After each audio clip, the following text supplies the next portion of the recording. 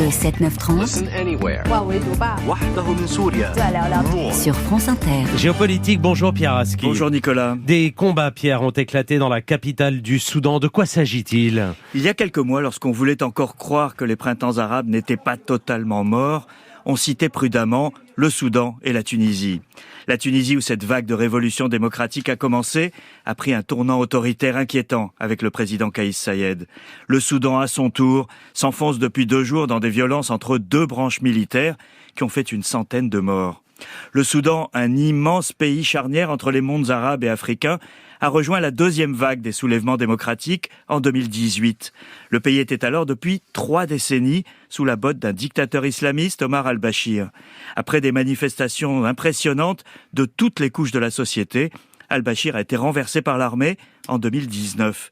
Depuis, le Soudan essaye de se trouver une voie entre les revendications de la société civile, active et très structurée, et l'armée qui ne veut rien lâcher.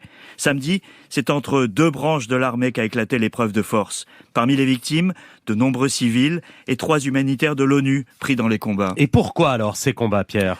2 hommes forts à la tête d'un pays, c'est un de trop, Nicolas. Même chose pour 2 armées. Les combats ont été déclenchés par les forces de soutien rapide, une milice dirigée par le général Mohamed Hamdan Daglo, plus connu sous le nom de Hemeti. Un homme accusé par le passé d'exactions au Darfour et d'avoir massacré des manifestants à Khartoum. Hemeti est aussi lié aux Émirats arabes unis, auxquels il a fourni des hommes contre rétribution pour se battre au Yémen, et à la société de mercenaires russes Wagner, avec laquelle il a des liens d'affaires. Sa cible, le chef de la transition, un autre général, Abdel Fattah al-Burhan, le chef de l'armée régulière, d'abord installé au pouvoir lors de la mise à l'écart du dictateur en 2019, puis il a repris les commandes en 2021 avec le feu vert de l'Égypte de son ami, le maréchal al-Sisi.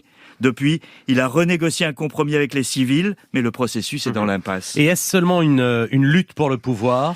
Dans les villes soudanaises aujourd'hui, c'est une lutte à mort pour le pouvoir entre 2 hommes, 2 clans militaires. Mais ces nouveaux combats risquent de réduire à néant 4 années de soulèvement démocratique au Soudan.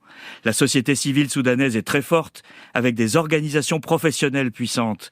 Mais elle se heurte depuis le début aux militaires qui ne veulent pas céder le pouvoir et ses avantages économiques. Depuis plus d'1 décennie, les aspirations à la liberté, nées en 2011 en Tunisie, se sont heurtées à de nombreux obstacles. Mainmise islamiste, contre-révolution conservatrice, guerre civile, désenchantement des populations. Les raisons de l'échec sont nombreuses.